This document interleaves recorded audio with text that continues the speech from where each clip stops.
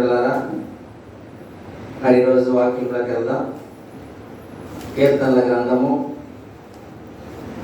118వ అధ్యాయము 8-9 వచనాలు చదువుకుందాం.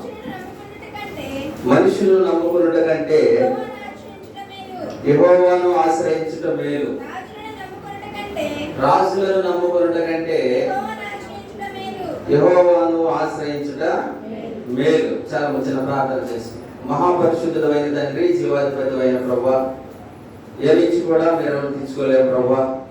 అయ్యా, నేటి వరకు మేమందరము సజీవులుగా ఉన్నామంటే మీ కృపా కనికరాలు ప్రభువా. మాకంటే అంత సంఘాలు గలవాళ్ళు ఆస్తి పరుల లోకాన్ని విడిచి వెళ్తుండగా అయ్యా, కేవలం మీ కృపా కనికరాలతో నాయన మమ్మల్ని అందరినీ దీవించి ఆశీర్వదించి అయ్యా మీ మందిరంలో ఉంచినందుకు కృతజ్ఞతాస్తుతులు చెల్లించుకుంటున్నాము. గొడవ వచ్చిన బిడ్డలందరికీ వినగలిగే చెవి, గ్రహించగలిగే మనసు దయచేయండి. అయ్యా, బిడ్డను అల్పుడైన నన్ను మీ సిలువ సాటు మరుగుపరిచి మాకు కావలసిన ఆత్మీయ ఆహారం దయచేయమని యేసయ్య పరిశుద్ధ నామములో అడిగి వేడుకుంటున్నాము తండ్రి, ఆమేన్. మనుషులు నమ్ముకున్నట కంటే, రాజులు నమ్ముకున్నట కంటే యెహోవాను ఆశ్రయించుట మేలు. దేవుని బిడ్డలారా, మరి లోకంలో మానవ మనుగడ నమ్మకం మీద ఆధారపడి ఉన్నది. ప్రతి మనిషి కూడా ప్రతి దాన్ని కూడా నమ్మాలి. నమ్మకం మీదే మానవ మనుగడ ఆధారపడి ఉన్నది.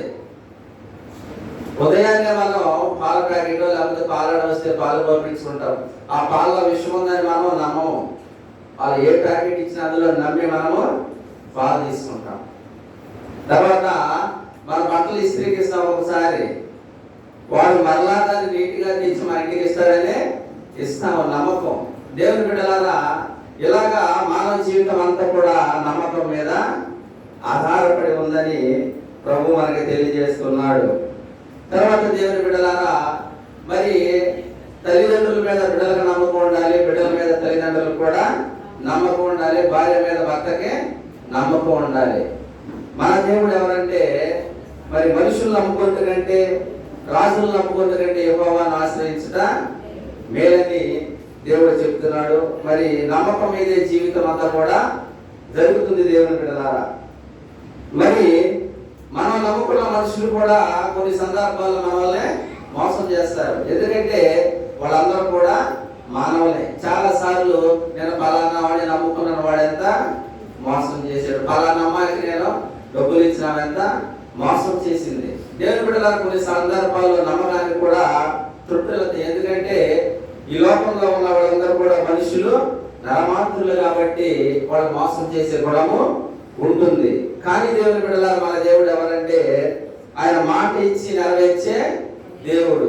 అబద్ధం ఆడుటకు ఆయన నరుడు కాదు. ఎందుకంటే ఆయన మాట ఇచ్చాడంటే నమ్మకమైన దేవుడు కాబట్టి. అందుకనే మనుషులైతే మనం మోసం చేస్తారు కానీ దేవుడు మనం మోసము చేయడు. అందుకని ఏమంటాడంటే, మనుషులు నమ్ముకుంటుందంటే, మరి రాజులు నమ్ముకుంటుందంటే యెహోవాను ఆశ్రయించుట మేలు. ఎందుకు మేలు ఉందో మనం చూద్దాం. దేవుని బిడ్డ, ఆమోసు గ్రంథము 5వ అధ్యాయము 4వ వచనము. ఇశ్రాయేలీయులతో యెహోవా సెలవిచ్చినదేమనగా, నన్ను ఆశ్రయించుడి, నన్ను ఆశ్రయించిన ఎడల మీరు బ్రతుకుదురు. దేవుని బిడ్డలారా, ఇశ్రాయేలీయులతో యోధావారితో ప్రభువే చెప్తున్నాడంటే, నన్ను ఆశ్రయించండి, మీరు బ్రతుకుతారు. బ్రతుకుతారు అంటే చనిపోయే వాళ్ళతో చెప్తున్నాడు దేవుడు, బ్రతుకున్న వాళ్ళతోనే దేవుడు చెప్తున్నాడు. ఎందుకంటే దేవుని బిడ్డలారా, మన అపరాధముల చేత, మన పాపముల చేత చచ్చిన వారమై ఉండగా ప్రభు ఏమన్నాడంటే, నన్ను ఆశ్రయిస్తే మీరు బ్రతుకుతారంట. ఈ లోకంలో ప్రభు ఏంటంటే, జీవించుతున్న పేరు మాత్రం మీకు ఉంది కానీ మీరు మృతులే. నన్ను ఆశ్రయించండి, మీరు బ్రతుకుతారు అని దేవుని వాక్కు. దేవుని బిడ్డలారా, యెహోవాను ఆశ్రయిస్తే మనం ఏమవుతామా? బ్రతుకుతామంట. మన పాపాల ద్వారా నశించిన పైన మనం అందరం కూడా బ్రతుకుతామని దేవుడు మనకి ఇక్కడ సెలవిస్తూ ఉన్నాడు. మన పాపాలంటే దేవుని బిడ్డలారా, మనుషులు బాగానే ఉంటారు, మనకు మరి మనుషుల పరంగా బాగానే కనిపిస్తారు, కానీ లోపల ఏమవుతుంది? పాపం ఉంటూ వలన మరణం మనల్ని చుట్టుముట్టేస్తుంది. మన అపరాధముల చేత మన సచిన వారు ఉండగా ప్రభు మరి యేసుక్రీస్తు దేవుడు ఈ లోకంలో అనేక మంది న్యాయాధిపతులను, రాజులను, అనేక మంది యొక్క యాజకులు చేసినప్పటికీ రక్షణ ఎవరి దగ్గర కూడా లేదు. దేవాది దేవుడు ఈ లోకానికి వచ్చి నీ కోసం, నా కోసం ప్రాణం పెట్టిన దేవుడు మనం తిరిగి మళ్ళా జీవింప చేయాలని, ఈ లోకానికి నశించిన దానిని వ్యక్తి రక్షించడానికి ప్రభు ఈ లోకానికి వచ్చాడు దేవుని బిడ్డలారా. అందుకనే ఆ యొక్క రక్తములో, ప్రభు రక్తంలో మన పాపాలు కడగబడితే మనం తిరిగి మళ్ళా బ్రతుకుతాం. మన పాపాలు కడగబడతాయి. మన అపరాధముల చేత, పాపముల చేత చచ్చిన వారైన మనము మళ్ళా బ్రతుకుతాము. మరి అలాగే దేవుని బిడ్డలారా, ఈ భూమి మీద కూడా ప్రజలందరూ కూడా ఏ జాతి వారైనా, ఏ ప్రాంతం వారైనా, ఎవరైనా సరే మరి ఏం కోరుకుంటారంటే దేవుని బిడ్డలారా, నశించిన వారే ఉన్నారు. ఏ దేశంలో ఎవరి వారైనా సరే యెహోవాను ఆశ్రయిస్తే వాళ్ళు బ్రతుకుతారు. దేవుని దగ్గరికి చనిపోయిన వాళ్ళందరూ కూడా బ్రతుకుతారు. దేవుని బిడ్డలారా, దేవుని దగ్గర ఆశీర్వాదం ఉంది, దేవుని దగ్గర బ్రతికించే జీవం ఉంది. ఆ వాక్యంలో శక్తి ఉంది. కాబట్టి దేవుని బిడ్డలారా, ఇశ్రాయేలీయులారా మీరు యెహోవాను ఆశ్రయించండి, మీరు బ్రతుకుతారని. అందుకని రాజులను నమ్ముకోవడం కంటే యెహోవాను ఆశ్రయించుట మేలు. మనిషిగా పుట్టిన తర్వాత రెండు మరణాలు ఉంటాయి. మనిషిగా జన్మిస్తాము, మరి మానవ పరంగా అందరూ జన్మించాల్సిందే. రెండో మరణం ఏంటంటే అది ఆత్మ మరణము. మనం చనిపోయిన తర్వాత దేవుని బిడ్డలారా నిత్య జీవంలో మనము నివసించాలి. ఆ ప్రభుత్వం ఎల్లప్పుడూ కూడా మనం జీవించాలి. అది రెండవ మరణము. ఇశ్రాయేలీయులతో దేవుడు చెప్పేది ఏంటంటే ఈ లోకమైన మరణము, ఈ లోకస్థాన మరణము అందరం కూడా మరణించాల్సిందే. కాకపోతే రెండవ మరణం ఉంది. ఆ మరణములో మనము మరణించకూడదు. ఆ యొక్క పాపములో మనం మరణించకూడదు. ఆ జీవములో మనం ఉండాలని దేవుని యొక్క కోరిక. ఇశ్రాయేలు దేవుడు ఏమంటాడంటే, ఇశ్రాయేలీయులారా నన్ను ఆశ్రయించండి, మీరు బ్రతుకుతారు. బ్రతకడం అంటే రెండో జీవితం కలిగి బ్రతకటం. దేవుని బిడ్డలారా, యెహోవాను ఆశ్రయిస్తే మనకు ఏం కలుగుతుంది? బ్రతుకుతామంటే. ఈ లోకంలో చచ్చిపోయిన మనందరము శరీరాశుల చేత, లోకాశుల చేత, మరి పాపము చేత చచ్చిపోయిన మనందరినీ దేవుడు ఆయన రక్తంతో కడిగి పరిశుద్ధులుగా చేసి దేవుడు బిడ్డలారా ఏం చేస్తాడంటే మళ్ళా మనల్ని బ్రతికించి రెండో మరణం తప్పించి నిత్య జీవంలో ప్రభు మనకే పాలు పంపులేస్తాడు. అదే ఇశ్రాయేలీయులారా మీరు బ్రతుకుతారంటే అదే అర్థం. ఇశ్రాయేలీయులారా నన్ను ఆశ్రయించండి, మీరు బ్రతుకుతారు. దేవుడు మనం ఆశ్రయిస్తే నరుల దగ్గర ఈ యొక్క రక్షణ లేదు. ఏ రాజుల దగ్గర, మరి లోకంలో ఏ మానవుడి దగ్గర కూడా రక్షణ అనేది లేదు. అందుకనే నరులు నమ్ముకుంటే మరి రాజులు నమ్ముకుంటే యెహోవాను ఆశ్రయించుట మేలు. యెహోవాను ఆశ్రయిస్తే రెండో మరణం నుంచి దేవుడు మనల్ని తప్పిస్తాడు, నిత్య రాజ్యంలో మనం ఉంచుతాడు. రెండవ దినవృత్తాంతాల గ్రంథము 14వ అధ్యాయము 7వ వచనము.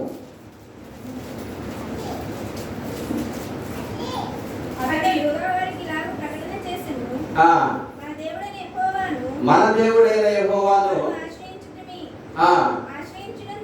ఆశ్రయించినందున అది మన దేవుడైన యెహోవా మనం ఆశ్రయించినందున మన చుట్టూ ఏ కలిగేసాడు? ఆయన నెమ్మది కలిగజేశాడంట. దేవుని బిడ్డలారా, ఈ లోకములు అనేక మంది కూడా మరి ఏంటంటే ఈ లోకములు అన్నిటికన్నా ముఖ్యమైనది ధనము. ధనం మీద పరిస్థితులందరూ కూడా ఆధారపడి బ్రతకాలి, జీవించాలి కూడా. కారణం ఏంటంటే ధనం సంపాదించిన మానవులు ఎవరైనా సరే ఏం చేస్తారంటే ఆ నెమ్మది కోసం, సుఖం కోసం, సంతోషం కోసం ఏం చేస్తారు? నెమ్మది లేదు, సుఖం లేదు. ధనం అయితే ఉంది, ధనం అయితే సంపాదిస్తున్నారు దేవుని బిడ్డలారా. కానీ యెహోవాను ఆశ్రయిస్తే ఏం కలుగుతుంది? నెమ్మది కలుగుతుందంట మనకి. ఎప్పుడైతే మనకి నెమ్మది అంటే మన ధనంలో లేదు, మన యొక్క ఆస్తిపాస్తుల్లో మనకు నెమ్మది లేదు. కానీ యెహోవాను ఆశ్రయిస్తే మనకి నెమ్మది కలుగుతుంది. నెమ్మది. మరి ఈ రోజుల్లో ధనం సంపాదించిన తర్వాత ఈ లోకానుసారంగా దేవుని బిడ్డలు కొంతమంది సినిమా హాల్లోకి వెళ్ళి 2 గంటలు 3 గంటలు కూర్చుంటారు. అందులో కూర్చున్న తర్వాత కొంత ఆనందాన్ని వాళ్ళు పొందుతారు. ఎప్పుడైతే మళ్ళీ 3 గంటల తర్వాత బయటకు వస్తారో మళ్ళీ ఆ యొక్క నెమ్మది ఉండదు. ఆ 2 గంటలే 3 గంటలే ఉంటుంది తప్ప బయటకు వచ్చిన తర్వాత మళ్ళీ బాధలే. ఈ లోకానుసారంగా కొంతమంది దేవుని బిడ్డలారా మరి ఈ లోకంలో ఆల్కహాల్ తీసుకునే వాళ్ళు చాలా మంది కూడా ఆ యొక్క ఆల్కహాల్ తీసుకున్న 1 గంట 2 గంటలు రాత్రులు సంతోషంగా నెమ్మదిగా ఉంటారు. కానీ ఎప్పుడైతే ఆ యొక్క ఆల్కహాల్ అయిపోయిందో మళ్ళీ ఆయనకి బాధ, నెమ్మది లేదు. ఈ లోకంలో చెడు అలవాట్లు ఉన్నారు, సిగరెట్ కానీ ఎలా ఉండేవాళ్ళు ఎవరైనా కానీ దేవుని బిడ్డలారా వాళ్ళ దగ్గర నెమ్మది లేదు. యెహోవాను ఆశ్రయిస్తే మనకి ఏం కలుగుతాం? నెమ్మది కలుగుతుంది. మరి యొక్క లోకానుసారమైన వాటిలో మనకి నెమ్మది లేదు. మరి రాజులు నమ్ముకున్నట్టు కంటే మరి మనుషులు నమ్ముకుంటే యెహోవాను ఆశ్రయిస్తే మనకి నెమ్మది నెమ్మది నీకు ఎప్పుడు కలుగుతుందంటే దేవుని బిడ్డలారా, సృష్టికర్త అయిన దేవుడు, నిన్ను నన్ను నిర్మించిన దేవుడు, భూమి మీద ఆయన జన్మనిచ్చిన దేవుడు మనకి, కాబట్టి ఆయన ఆశ్రయిస్తే మనకి నెమ్మది కలుగుతుంది. ఎందుకంటే దేవుని బిడ్డలారా, దివారాత్రులైన వాక్యాన్ని ధ్యానిస్తే మనకు ఏం కలుగుతుంది? నెమ్మది కలుగుతుంది. మన జీవితాన్ని వర్ధిల్లా చేసుకుని మంచిగా బ్రతుకుతాము. అందుకే ఇశ్రాయేలీయులారా మీరు ఏం చేస్తారంటే యెహోవాను ఆశ్రయించండి. యెహోవాను ఆశ్రయిస్తే మనకి ఏం కలిగి? ఒకటి, మరి మరణం నుంచి తప్పిస్తాడు దేవుడు. రెండవదిగా ఏం చేస్తాడు? మన చుట్టూ నెమ్మది కలుగజేస్తాడు ఆయన. మన చుట్టూ నెమ్మది ఇస్తాడు దేవుని బిడ్డలారా. మరి బిడ్డల ద్వారా నెమ్మది లేదు, భార్య ద్వారా నెమ్మది లేదు, భర్త ద్వారా నెమ్మది లేని యొక్క జీవితంలో మనకి నెమ్మది కలుగజేసేవాడు ఆయనే. యెహోవాను ఆశ్రయిస్తే మరి దేవుడి దగ్గరికి వెళ్ళి ప్రతి దినము దేవుని సన్నిధిలో మోకాలు వేసినప్పుడు ఆయన మన సమస్యలు తీర్చి మన హృదయానికి నెమ్మది ఆయన కలుగజేస్తాడు. ఈ లోకంలో నెమ్మది అనేది ఎక్కడ లేదు. ఈ లోకంలో దేవుడు కొంతమంది స్నేహితులు ఫ్రెండ్స్ ఏం చేస్తారంటే కొంతమంది పార్కులకు వెళ్ళి కొంతమంది ఈ లోకానుసారంగా పార్కులకు వెళ్ళి అటు ఇటు తిరిగి వస్తారు. తర్వాత మరి కొంతసేపే నెమ్మది, తర్వాత వాళ్ళకి నెమ్మది లేదు, కొంతకాలమే ఉంటుంది ఆ నెమ్మది. ఆ తర్వాత మరి వీళ్ళందరూ తెల్లారిపాటికి బాధలన్నీ కూడా మరలా బాధలుగానే ఉంటాయి తప్ప నెమ్మది వాళ్ళకి లేదు. యెహోవాను ఆశ్రయిస్తే మనకు నెమ్మది కలుగుతుంది.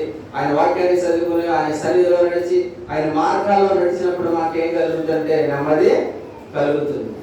నీవు లేనిదే నాకు నెమ్మది లేదు, నీవు లేనిదే నాకు రక్షణ లేదు, నీవు లేనిదే నాకు నెమ్మది లేదు, నీవు లేనిదే నాకు విడుదల లేదు. నీవే మార్గం, నీవే సత్యం, నీవే జీవం యేసయ్యా. నీవే మార్గం, నీవే సత్యం, నీవే జీవం యేసయ్యా. యేసయ్యా, యేసయ్యా, యేసయ్యా, యేసయ్యా, యేసయ్యా, యేసయ్యా, యేసయ్యా. నాకున్న వారందరూ విడచినా, నీవేమను యేసువని. నాకున్న వారందరూ విడచినా, నీవేమను యేసువని విడువడు. నీవే మార్గం, నీవే సత్యం, నీవే జీవం యేసయ్యా. నీవే మార్గం, నీవే సత్యం, నీవే జీవం యేసయ్యా. హల్లెలూయా. ఇశ్రాయేలీయులారా నన్ను వెంబడించండి, నన్ను ఆశ్రయించండి, మీకు నెమ్మది కలుగుతుంది. ఆసారాజు జీవితంలో దేవుని బిడ్డలారా, ఆసారాజు జీవితంలో అనేక యుద్ధాలు చేశాడు, అనేక రాజులతో గెలిచాడు, నెమ్మది ఆయనకి దొరకలేదు. ఎప్పుడైతే దేవుని ఆశ్రయించారో, ఎప్పుడైతే యోధా రాజు ఆ ప్రజలందరికీ మీరు దేవుని ఆశ్రయించండి, మన చుట్టూ రాజులందరూ మన మీదకి వస్తున్నారు, దేవుని ఆశ్రయించిన ఎడల మీ యొక్క మార్గాలు దేవుడికి అప్పగించిన ఎడల దేవుడి యొక్క మీ శోధన తొలగించి మీకు చుట్టూ నెమ్మది కలగజేస్తాడని దేవుడు చెప్పాడు. దేవుని బిడ్డలారా, ఆ రాజు యొక్క ఆసారాజు కాలం అంతా కూడా ఏం జరిగిందంటే చుట్టూ యుద్ధాలు లేకుండా చేసాడు. మన ముందు శుద్ధ యుద్ధాలంటే దేవుని బిడ్డలారా మన చుట్టుపక్కల ఇరుగు పక్కల మన ఉద్యోగాల్లో, మన పిల్లల విషయాల్లో, మన ఇరుగు పొరుగు విషయాలు అందరిలో కూడా దేవుని బిడ్డలారా ఏం చేస్తారంటే మన చుట్టూ కూడా నెమ్మది కలగజేస్తారు. ఇశ్రాయేలీయులారా యెహోవాను మీరు నమ్ముకోండి, మీ చుట్టూ ఆయన ఏం చేస్తాడమ్మా? నెమ్మది కలగజేస్తాడు. యెహోవాను నమ్ముకున్నట్టు కంటే, మరి రాజును నమ్ముకున్నట్టు కంటే, మనుషులు నమ్ముకున్నట్టు కంటే యెహోవాను ఆశ్రయించుట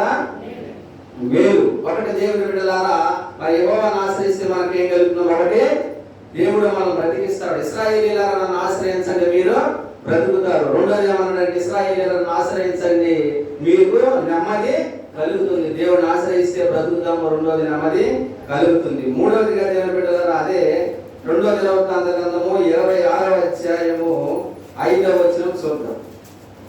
దేవుని ప్రత్యేకిత విషయమందు అతడు దేవుని ఆశ్రయించెను. అతడు యెహోవాను ఆశ్రయించినంత కాలము దేవుడు అతనిని వర్ధిల్ల చేసిన. ఆశ్రయించుట, యెహోవాను ఆశ్రయించుట వల్ల ఏమైందా ఆయనకి? ఉజ్జియారాజు ఆయన జీవితంలో అనేకమైన అద్భుతాలు దేవుడు ఆయన సహాయం చేశాడు. అనేక మంది రాజ్యాన్ని జయించాడు దేవుని కృప వల్ల. అనేక మంది గుర్రాలను, రౌతులను, యుద్ధ పరికరాలను సంపాదించుకున్నాడు. యెహోవాను ఆశ్రయించినంత కాలం అది ఏమయ్యాడమ్మా? వర్ధిల్లాడంట. వర్ధిల్ల కాలం. ఈ లోకంలో నీవు నేను అందరూ కూడా వర్ధిల్లాలన్నది దేవుని యొక్క కోరిక, దేవుని యొక్క దీవెన. ఈ లోకంలో దేవుని బిడ్డలా వర్ధిల్లుటానంటే మన వ్యాపారం చేసినా, ఉద్యోగం చేసినా, వ్యవసాయం చేసినా ఏం చేయాలి? అందులో వర్ధిల్లాలి. మరి ఎక్కడ వేసిన బొమ్మలు అక్కడే ఉండేది వర్ధిల్లినట్టు కాదు.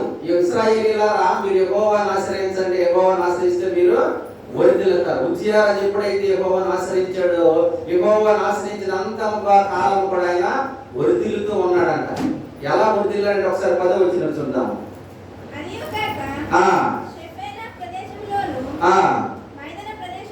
మైదాన ప్రదేశములోను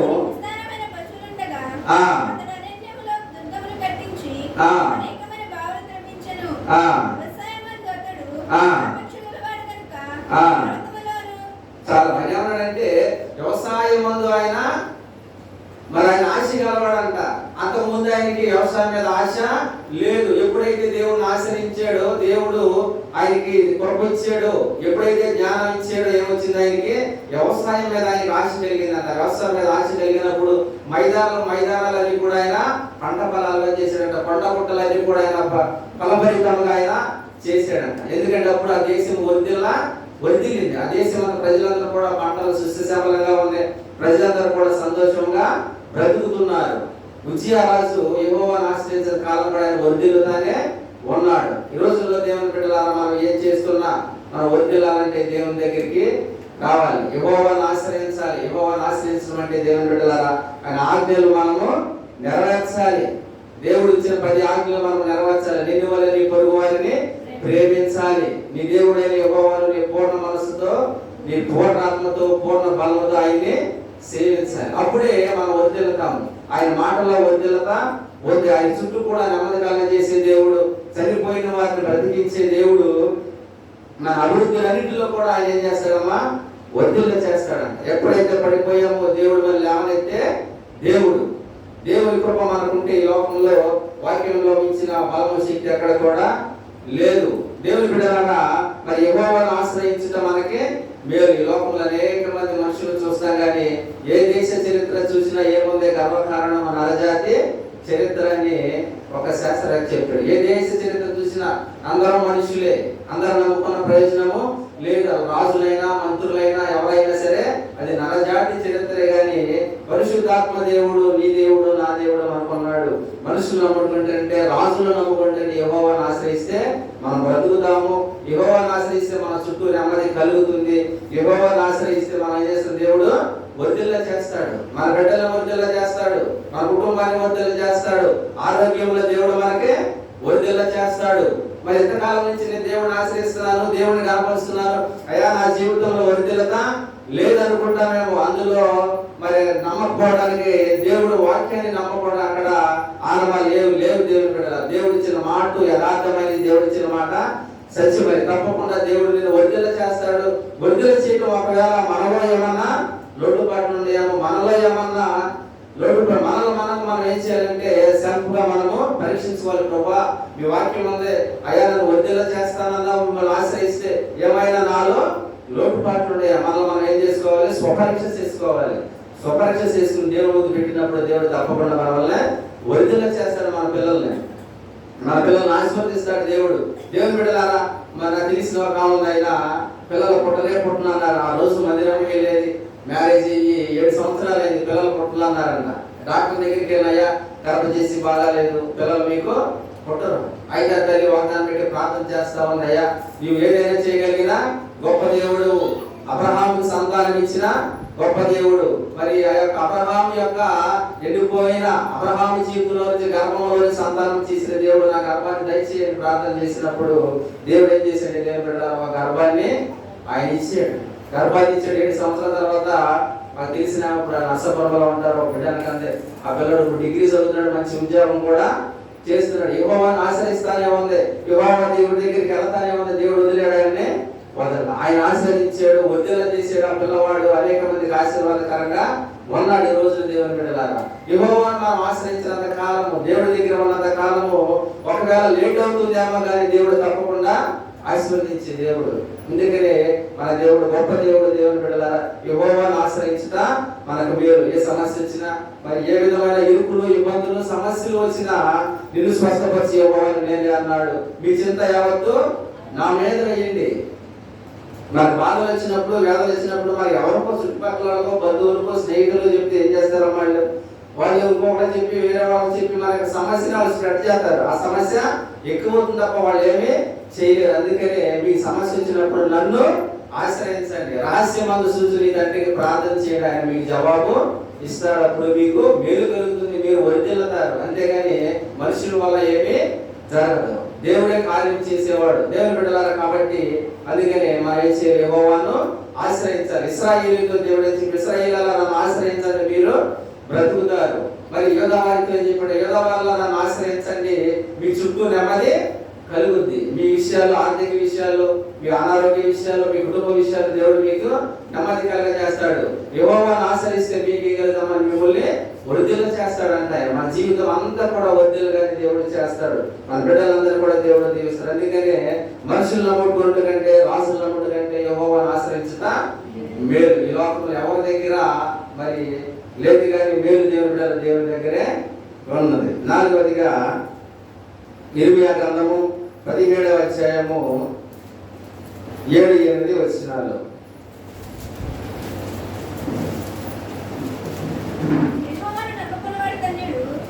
ఎవరు? యెహోవాను నమ్ముకున్నవాడు చాలాగా. యెహోవాను నమ్ముకున్నవాడు ధన్యుడు. యెహోవాను నమ్ముకోవడం అంటే యెహోవాను మనందరం కూడా దేవుని నమ్ముతున్నాం దేవుని బిడ్డలారా. కానీ ఎలా నమ్ముతున్నాము దేవుణ్ణి? దేవునికి మొరపెట్టే వారిలా ఉన్నామా? దేవునికి నిజముగా మొరపెట్టే వారిలా ఉన్నామా? యెహోవాను నమ్ముతున్నాము. హృదయపూర్వకంగా దేవుణ్ణి నమ్మాలి. అయ్యా మీరు ప్రార్థన చేసినప్పుడు ఏం చేయాలి? అడిగిన వాటికంటే అత్యధికముగా దయచేసి దేవుడని మనం నమ్మాలి. అప్పుడే దేవుడికి మన కార్యం చేస్తారు. దేవుడు సంసిద్ధంగా ఉంటాడు. యెహోవాను నమ్ముకున్నవాడు ధన్యుడు. చదువు తర్వాత, యెహోవా వానికి ఆశ్రయముగా ఉండును, వాడు జలముల యొద్ద నాటబడిన చెట్టు వలె నుండును, అది కాలముల వారను తన వేరు చాలు. దేవుడు ఏమంటున్నాడంటే, యెహోవాను ఆశ్రయించిన వాడు ధన్యుడు, యెహోవా వానికి ఆశ్రయముగా ఉంటాడు. ఆశ్రయం అంటే దేవుని బిడ్డలారా, ఆశ్రయం అంటే ఏంటంటే అసలు మనకి ఏ బాధ కూడా లేదు. దేవుని యొక్క ఆశ్రయ పొలాలు ఉన్నాయి. పాత నిబంధన కాలంలో దేవుడు ఎవరైనా ఒక మనిషిని చంపినప్పుడు, పొరపాటు ఏదైనా మరణం జరిగినప్పుడు ఆశ్రయపురంలోకి ఇశ్రాయేలు ప్రజలందరూ కూడా వెళ్ళమన్నాడు. మనం పాపం చేసిన, ఈ లోకంలో పరిమితమైన కొన్ని తప్పుదాలు చేసిన ఆశ్రయపురం అనే ప్రభు దగ్గర మనకు ఆశ్రయముగా ఉంటాడు. యెహోవాను నమ్ముకున్నవాడు ధన్యుడు, యెహోవానికి ఆశ్రయముగా ఉంటాడు. ఆయన ఎలా ఉన్నాడంటే నీటి కాలంలో ఎవరైనా నాటబడిన చెట్టు వల్లే ఉంటాడంట.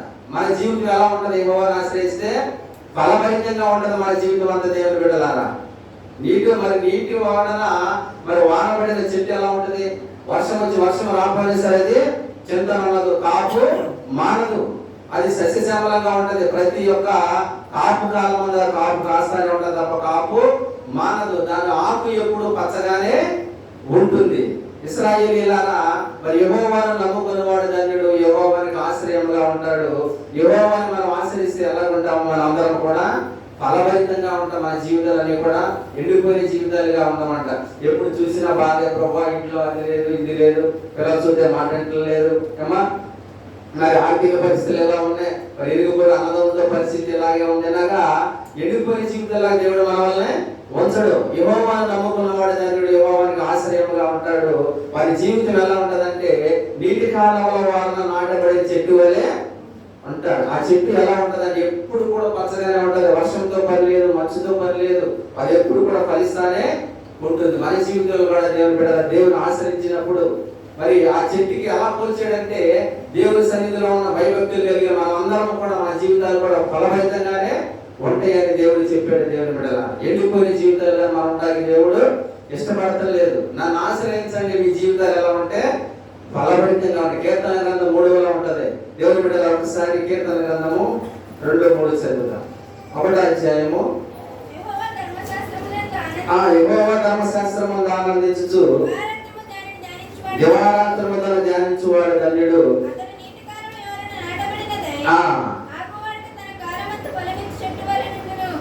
అతడు నీటి కాలువలో నాటబడింది, ఆకు వాడక తన కాలమందు ఫలమిచ్చు చెట్టు వలె ఉంటాడు. ఎంత ఫలభరితంగా ఉంటే యెహోవాను ఆశ్రయించినప్పుడు దేవుని బిడ్డలారా మన జీవితాలు ఎలా ఉంటాయంటే నీటి కాలువలో నాటబడిన చెట్టు వలె ఉంటాము. అతడు మరి ఏమవుతుందంటే ఆకు వాడక తన కాలమందు ఫలమిచ్చు చెట్టు వలె. మన జీవిత కాలంలో దేవుడు మనకి ఇచ్చిన ఈ పరిధిలో ఈ జీవితంలో మనం ఎలా ఉంటామంటే ఆకు వాడక ఫలమిచ్చు చెట్టు వలె ఉంటామండి. మన జీవితంలో మరి ఏ వయసులో జరిగేది ఆ వయసులో దేవుడు మనకి ఇస్తానే ఉంటాడు. ఎవరి కాలంలో దేవుడు మంచి పిల్లలు ఇస్తాడు, ఆస్తి ఇస్తాడు, ఆరోగ్యం ఇస్తాడేమో. బిడ్డలు ఏ కాలంలో జరిగేది ఆ కాలంలో దేవుడు నడిపిస్తానే ఉంటాడు. ఆకు వాడక తన కాలం ముందు ఫలమిచ్చు చెట్టు వలె. తన కాలం ముందు ఫలం ఇవ్వాలి. మనం చనిపోయిన తర్వాత ఫలాలు ఎవరికి ఉపయోగము లేదు. మన కాలం ముందు ఫలం ఇచ్చే దేవుడు, ఆ ఫలాన్ని అనుభవించే దేవుడు మనకున్నాడు. ఎప్పుడంటే యెహోవాను ఆశ్రయిస్తే, యెహోవాను నమ్ముకున్న వాడు ధన్యుడు, యెహోవానికి ఆశ్రయంగా ఉంటాడు.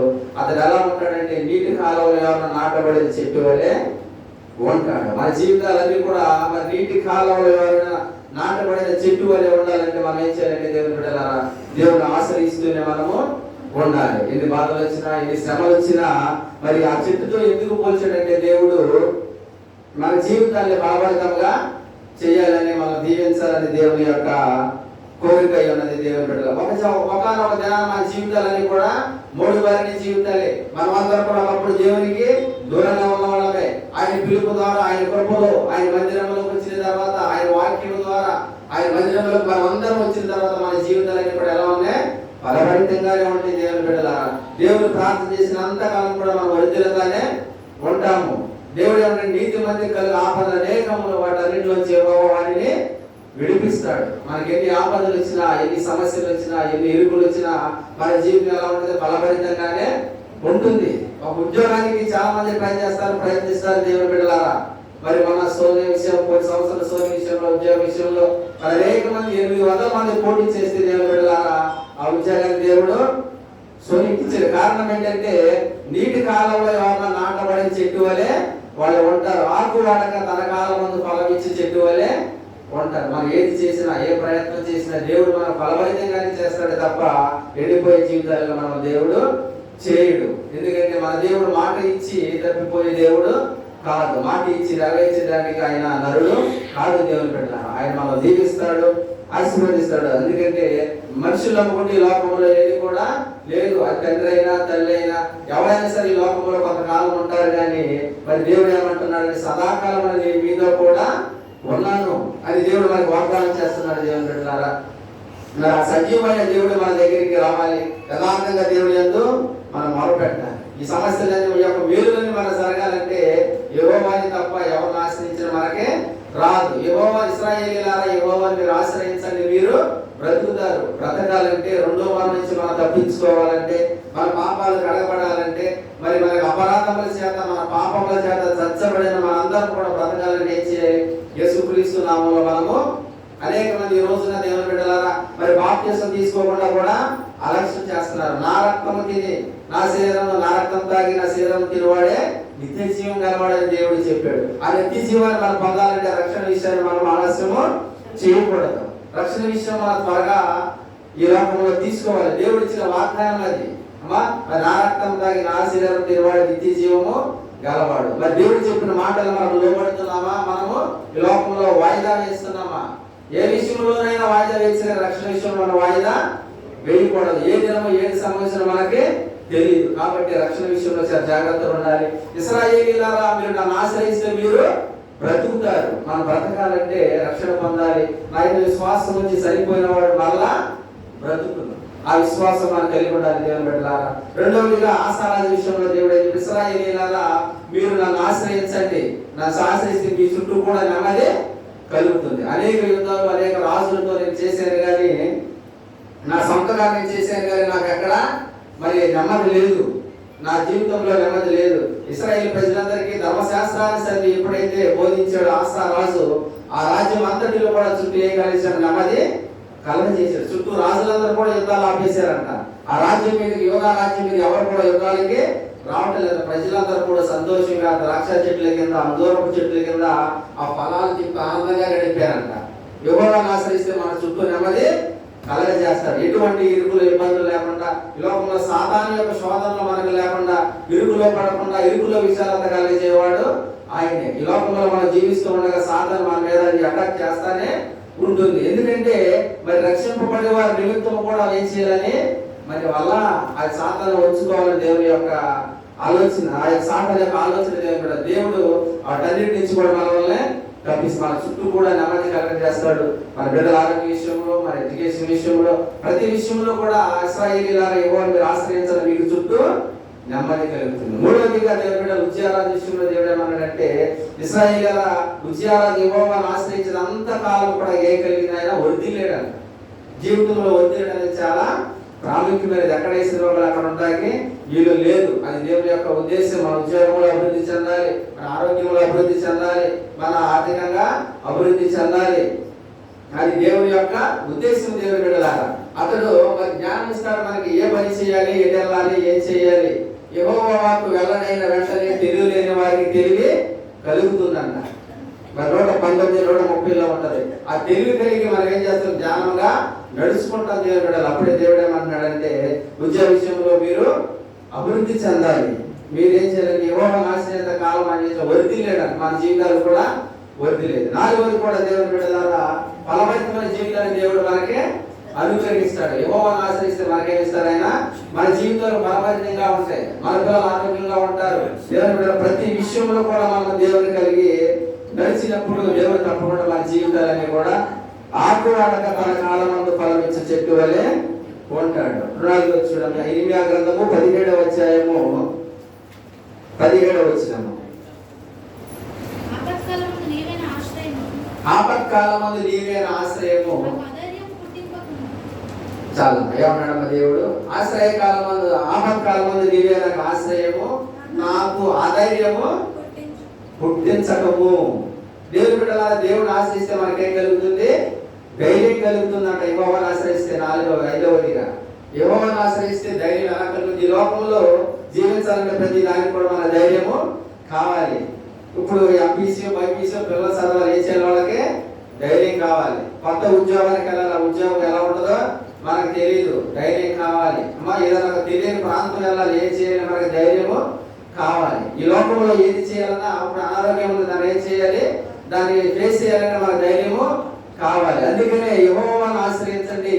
యెహోవాను ఆశ్రయిస్తే దేవా నాకు అధైర్యము పుట్టించవద్దు. దావీదు విషయంలో కూడా దేవుని బిడ్డలారా శిక్లాలో చాలా బాధపడ్డాడు.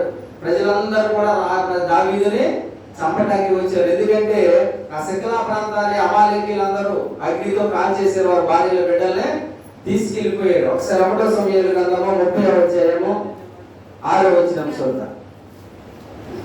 1వ సమూయేలు గ్రంథము 36.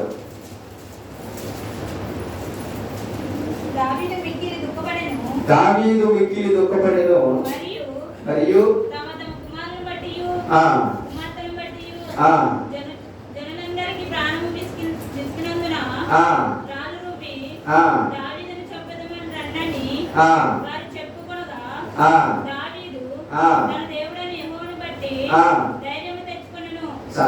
దేవుని బిడ్డలారా శిక్లాలో ప్రజలందరూ కూడా దావీదుని చంపడానికి వచ్చారు. ప్రజల ప్రాణాలన్నీ కూడా విసిగిపోయింది. అలాంటి పరిస్థితుల్లో ఆపద మరి ధైర్యం ఆయనకి కావాలి. ధైర్యం కావాలంటే ఏం చేయాలి, ధైర్యం ఎక్కడి నుంచి వస్తుంది? మన ఈ లోకంలో ధనం ఉంటే మన ధైర్యము రాదు, మంచి ఉద్యోగం ఉంటే ధైర్యం మనకి రాదు. మనకి ఎంతమంది ఉన్నా ఈ లోకంలో ఎన్నో ఉన్నా అలాంటి పరిస్థితుల్లో ధైర్యం ఎవరు కూడా మనకి ఇవ్వలేరు. రాజును చంపేయడానికి ఇశ్రాయేలు ప్రజలందరూ కూడా రాళ్ళు వేరు, ప్రాణం విసిగిపోయింది. అప్పుడు దావీదు ఏం చేస్తున్నాడంటే తమ దేవుడైన యెహోవా నామమును బట్టి ధైర్యం తెచ్చుకున్నాడంట. ధైర్యం అనేది దేవుడి వల్ల తప్ప ఈ లోకంలో ఎవరు కూడా ఇవ్వలేరు, డబ్బుతో కొనవలేము దేవుని బిడ్డలారా, అది దేవుడు ఇచ్చేది. అందుకనే మనుషులు నమ్ముకోండి కంటే రాజు రాజులు నమ్ముకుంటుందంటే యెహోవాను ఆశ్రయించుట మేలు. మీకు నేను ధైర్యం ఇస్తాను, మీ ఆపద దినాల్లో మీ ధైర్యం ఇస్తాను. ప్రభువా తమ దేవుడైన యెహోవాను బట్టి ధైర్యం తెచ్చుకున్నాడు దావీదు. మళ్ళా తిరిగి వాళ్ళ పిల్లల్ని భార్యలు మళ్ళా సిక్లాకి తీసుకొచ్చుకున్నాడు దేవుడు. అట్టి ధైర్యం దేవుడు మనకి దయచేస్తాడు. దేవుడు ధైర్యం దయచేసి దేవుడు యెహోవాను ఆశ్రయిస్తే దేవుడు మనకి ధైర్యం మనకు అనుగ్రహిస్తాడు. దేవుని బిడ్డలారా, మరి దేవుని బిడ్డలారా, ఈ లోకంలో ఎవరిని ఆశ్రయించినా మేలు లేదు, ఎవరిని ఆశ్రయించిన రక్షణ లేదు. కానీ యెహోవాను మనము ఆశ్రయించాలి. ఒకటి యెహోవాను ఆశ్రయిస్తే మనకేం కలుగుతామా? బ్రతుకుతాము. యెహోవాను ఆశ్రయిస్తే మన చుట్టూ నెమ్మది కలుగుతుంది. యెహోవాను ఆశ్రయిస్తే మనకేం కలుగుతుంది? వర్ధిల్లుతాము. యెహోవాను ఆశ్రయిస్తే మన జీవితం ఎలా ఉంటుంది? ఫలభరితంగా ఉంటుంది. యెహోవాను ఆశ్రయిస్తే దేవుడు మనకి ధైర్యం ఇస్తాడు. ఈ లోకంలో అపజయం అనేది ఏది కూడా ఉండదు. అసలు అపజయానికి కారణం ఏంటంటే పిరికితనమే. అది నేను చేయలేను, నా వల్ల కాదు, అమ్మా నేనేం చేయలేను, నేను వెళ్ళలేను, అది నా వల్ల కాదనే మాటలు ఏంటంటే ఇదంతా పిరికితనము. అలాంటి సమయంలో దేవుడు మనకి ఏమిస్తాడు? ధైర్యాన్ని ఇస్తాడంట. అందుకని యెహోవాను ఆశ్రయిస్తే మనకు ధైర్యం ఇస్తాడు. మన జీవితం అంతా ఫలభరితంగా ఉంటుంది. మరి అట్టి కృప దేవుడు మనకి దయచేయను గాక.